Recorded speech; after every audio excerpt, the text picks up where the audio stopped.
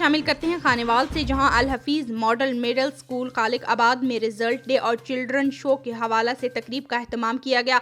बच्चों की परफॉर्मेंस ने तकरीब को चार चांद लगा दिए। मजीद इसी हवाला से जानते हैं खानेवाल से ABC न्यूज के नुमाइंदा शाहिद इकबाल से। जी शाहिद इकबाल, आगाह कीजिएगा।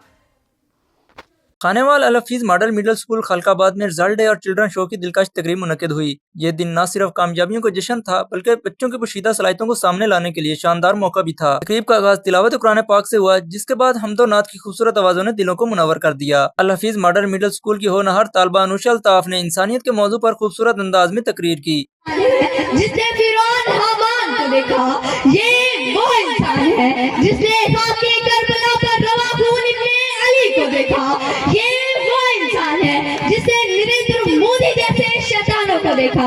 सत्याल वफा, आज हम जिस दुनिया में सांस रखते हैं वहाँ बेटे बाप के आंसू देखने के रवादान नहीं। यहाँ बच्चों ने माशरे की अक्कासी पर मबनी खाके, पंजाबी, सिंधी, बलोची और दीगर सकाफतों को उजागर किया। कौमी शायरी पर मबनी टैबलोज, भंगड़े के दिलकश अंदाज ने हाजरीन को खूब महसूस किया।